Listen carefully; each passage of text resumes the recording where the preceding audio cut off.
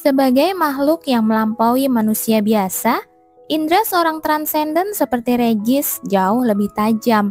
Sebagai contoh, dia bisa dengan mudah mendeteksi seekor tikus yang berkeliaran di dalam gedung. Saat dia mendengar percakapan Jubelian dan Max di lorong, dia merasakan sakit kepala mulai muncul. Dia berubah pikiran, dan semua itu karena Jubelian. Muridnya, sang putra mahkota, memiliki kepribadian yang kasar, sombong, dan egois. Namun, perilakunya beberapa waktu lalu sangat berbeda dari pelakunya selama 10 tahun terakhir. Regis menyipitkan matanya. Apakah dia benar-benar berubah? Namun, pikiran-pikiran itu hanya berlalu begitu saja karena Max baru saja kembali ke ruang tamu dengan tatapan permusuhan yang jelas di matanya yang berbinar. Benar, tidak mungkin dia berubah. Jika dipikirkan lagi, Max selalu mencoba menyembunyikan kelemahannya daripada menerimanya. Orang-orang akan tertawa jika mereka tahu bahwa Pangeran Kekaisaran benci mentimun. Katanya suatu kali, karena itu mustahil bagi orang seperti dia untuk menerima putrinya sebagai kelemahannya. Intinya, dia akan mencoba memanfaatkan putriku sampai akhir. Regis menatap muridnya dengan tatapan menakutkan. Apa menurutmu aku hanya akan duduk diam dan melihatmu melakukan itu? Ada perbedaan yang signifikan dalam keterampilan pedang antara guru dan muridnya. Dia bisa membuat muridnya yang sombong itu berlutut di depannya jika dia mau. Tetapi Regis segera dipaksa untuk melunakkan pikirannya yang kejam. Max punya sesuatu untuk dikatakan, ayah, kata Jubelian. Darahnya yang mendidih berhenti saat dia melihat putrinya kembali bersama muridnya. Tetapi dia masih tidak berniat memaafkan muridnya. Aku akan menahan diri kali ini, tapi aku tidak akan membiarkanmu jika kau mencoba memanfaatkan putriku lagi, Maximilian. Max, yang melihat peringatan dalam tatapan gurunya, tersenyum tipis. Ini membuktikan kalau gurunya memilihnya sebagai calon pasangan Jubelian hanyalah hasil dari informasi yang salah. Tidak masuk akal bagi gurunya untuk bertindak seperti itu, mengingat dia selalu berhati-hati dan pendiam soal putrinya. Max bahkan tidak tahu tentang daftar calon pasangan itu sebelumnya. Dan tidak mungkin seorang duk seperti dia akan melibatkan putrinya dengan putra mahkota yang posisinya tidak stabil. Itulah mengapa Max menggunakan Jubelian untuk melihat reaksi gurunya terhadap hubungan mereka. Dan benar saja, gurunya merespon dengan penolakan tegas. Aku mengerti. Jadi Jubelian salah paham tentang calon pasangan itu. Mata Max berkilat dingin. Dan tidak ada alasan bagiku untuk meluruskan kesalahpahaman ini. Jika kebenarannya terungkap, gurunya hanya akan mendengarkan keinginan putrinya dan memastikan Max tidak bisa lagi bertemu dengan Jubelian. Max tidak peduli sedikit pun jika orang-orang mencoreng namanya dan memanggilnya iblis haus darah. Baginya, bertahan hidup jauh lebih penting daripada reputasi. Namun, anehnya, dia merasa kecewa dan sakit hati membayangkan Jubelian salah paham padanya karena rumor-rumor tersebut. Kalau aku mengungkapkan bahwa aku adalah putra mahkota setelah bersikap baik padanya untuk sementara waktu, kesalahpahaman ini pasti akan hilang kan? Karena alasan inilah, Max memutuskan untuk tetap berada di sekitar Jubelian lebih lama. Yang berarti dia harus mengatakan apa yang ingin didengar Jubelian darinya. Saya minta maaf atas apa yang terjadi sebelumnya, guru, katanya. Regis tersenyum puas ketika muridnya yang keji itu memanggilnya dengan sebutan yang baru saja ia buang. Aku tidak punya murid, katanya. Max mengerutkan kening mendengar kata-kata tegas itu. Oh, jadi dia mau main seperti ini. Dia sebenarnya ingin berpura-pura menyesal demi Jubelian.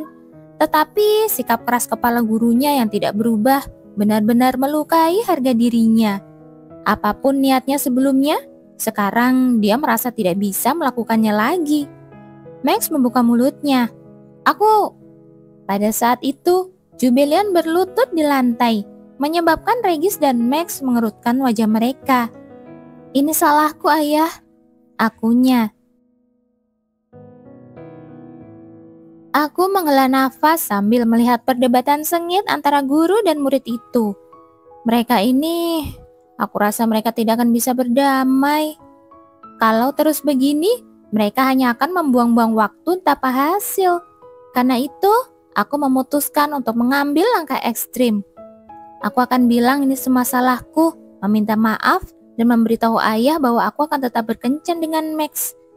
Dengan pikiran itu, aku pun berlutut di lantai. Rasanya mungkin lebih baik daripada berdiri kaku. Sebenarnya tidak seburuk itu, karena aku berlutut di karpet. Pikirku dalam hati. Pada saat itu, aku mendengar suara Max yang tegas. "Jubilian, akulah yang seharusnya minta maaf." Aku mengurutkan kening mendengar kata-katanya. "Max, ayo bangun. Saat ini bangun sekarang, aku yang akan minta maaf." Aku tidak bisa percaya betapa tidak pekanya dirinya. Aku mengurutkan kening pada pria yang terus-menerus memintaku untuk berdiri. Ada sesuatu yang penting untuk kukatakan pada ayahku. Aku terdiam dan mendengar ayahku berbicara dari atasku.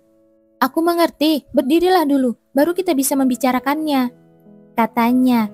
Aku merasa aneh karena tiba-tiba mereka berdua jadi saling setuju. Ada apa dengan mereka berdua?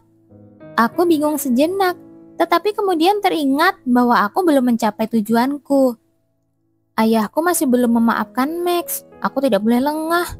Saat ini, tujuanku adalah meyakinkan ayahku untuk menarik kembali apa yang telah dikatakannya tentang pengusiran Max. Alih-alih berdiri, aku menggelengkan kepala dan menjawab, "Ayah, ini salahku kalau Max jadi bersikap kurang sopan sekarang. Jadi, tolong maafkan dia dengan hati yang terbuka." Sebelum aku selesai bicara, ayahku menganggukkan kepalanya. "Iya, aku memaafkannya. Sekarang ayo bangun." "Hah? Semudah ini?" Merasa agak putus asa, aku mendongak menatap ayahku. Pada saat itu, Max mengulurkan tangannya kepadaku. Aku merasakan kehangatannya saat aku memegang tangannya. Dia membantuku berdiri dan melingkarkan lengannya di bahuku.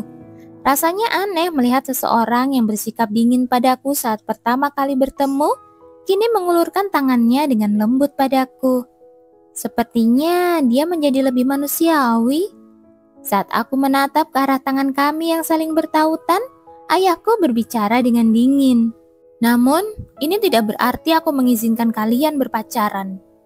Aku mendesah mendengar suaranya yang tegas. "Ya, aku tahu itu tidak akan semudah itu." Regis menatap putrinya dengan tatapan sedih. "Ini salahku. Karena keadaannya saat ini tidak memungkinkannya untuk menunjukkan kasih sayang kepada putrinya, dia ingin melakukan apapun yang dia bisa untuknya. Namun, ada satu hal yang tidak dapat dia lakukan apapun yang terjadi. Aku tidak bisa membiarkan dia berkencan dengannya. Max adalah putra mahkota yang bahkan tidak dipercaya oleh ayahnya sendiri, sang kaisar. Keadaannya seperti lilin di tengah angin. Karena rumor jahat yang tersebar tentang dirinya, sebagian besar bangsawan tidak mempercayainya. Selain itu, permaisuri yang berhasil menguasai badan legislatif mengirim pembunuh untuk Max sambil memanipulasi opini publik tentang kekaisaran. Rumor yang disebarkan tentang putra mahkota menggambarkannya sebagai tiran yang tidak meneteskan darah atau air mata dan hanya memandang sekutunya sebagai pion. Selain itu, sepertinya muridnya mulai berubah menjadi orang berdarah dingin seperti yang digambarkan dalam rumor tersebut. "Du Floyen, aku tidak mengatakan kau harus mendukungnya. Kali ini saja, tolong bantu dia," kata sang permaisuri. Sebagai gurunya dan untuk membayar hutangnya kepada sang permaisuri, ia telah mencoba memanusiakan muridnya beberapa kali. Namun yang ia dapatkan hanyalah sinisme. "Bukankah akan lebih efisien jika mayoritas bisa mendapatkan keuntungan dari pengorbanan minoritas?" tanya muridnya. Jika Jubilian menikahi Max, seorang pria berdarah dingin yang memandang orang sebagai objek, Masa depannya sudah bisa diprediksi.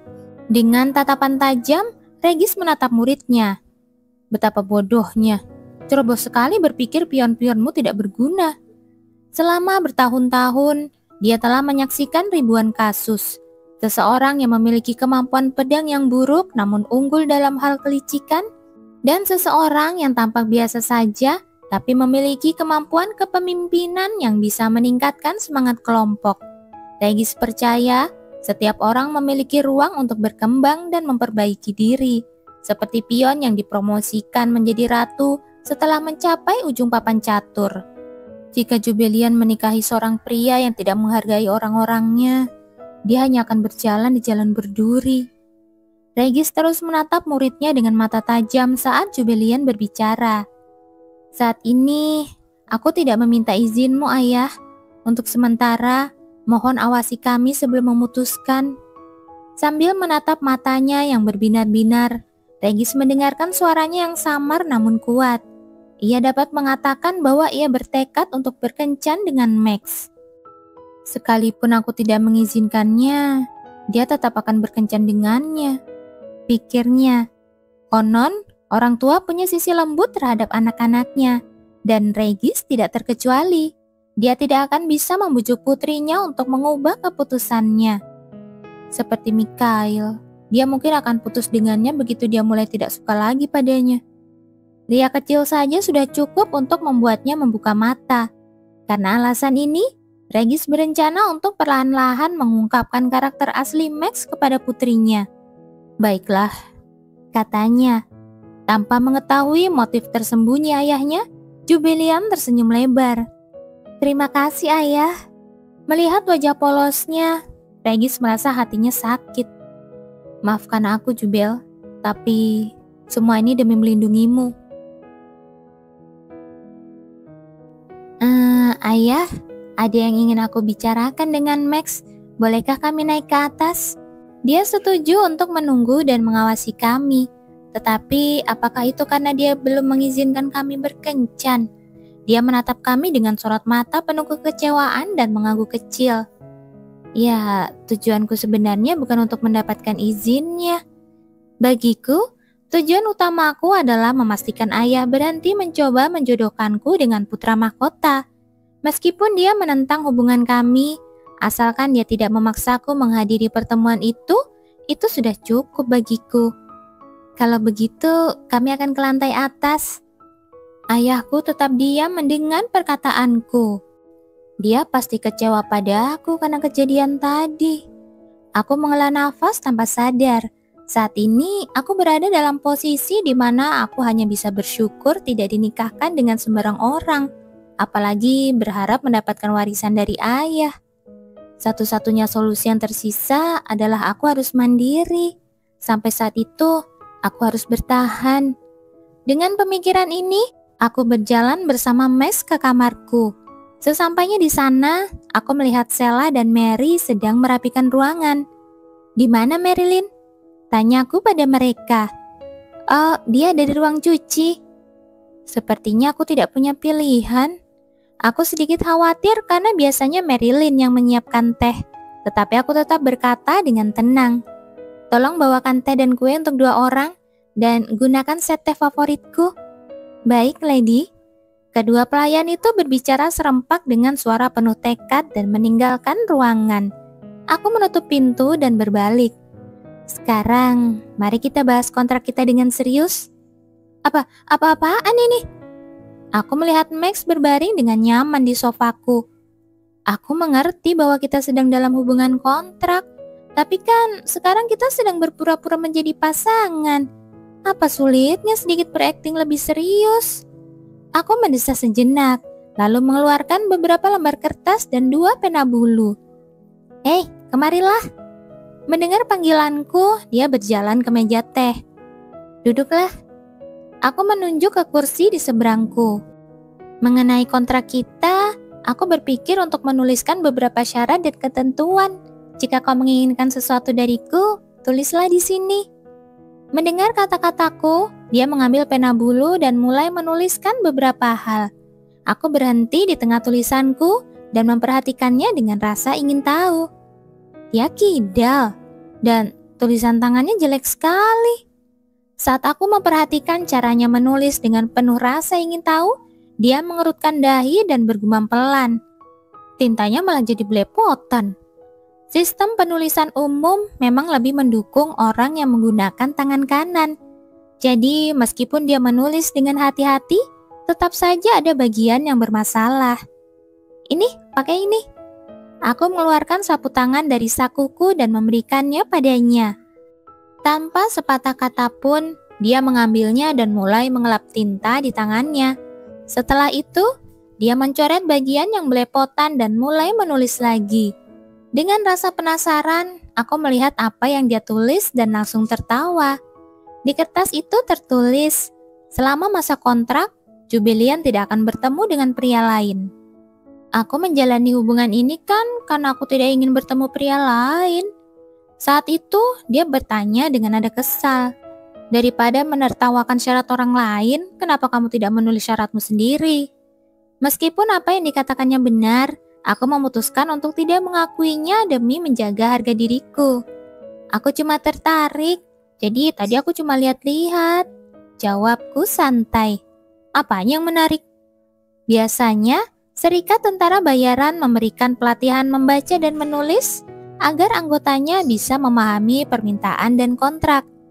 Tulisan tanganmu cukup bebas. Apakah kamu belajar cara membaca dan menulis dari serikat? Aku mencoba tidak langsung mengatakan bahwa tulisan tangannya buruk. Aku tidak mempelajarinya di serikat, aku mempelajarinya dari ibuku. Dia mengerutkan kening. Saat mendengar kata-katanya, aku diliputi rasa malu yang amat sangat. Aku telah membuat kesalahan. Dia pasti tersinggung dengan komentar sinis yang kulontarkan tentang sesuatu yang dia pelajari dari ibunya. Aku menelan ludah dengan gugup dan berkata, tentang apa yang baru saja kukatakan. Pada saat itu, pintu terbuka. Kami terlambat, Lady. Aku mengangguk pada Mary dan Sheila untuk memberitahu mereka bahwa semuanya baik-baik saja. Tidak apa-apa, tolong siapkan meja untuk kami.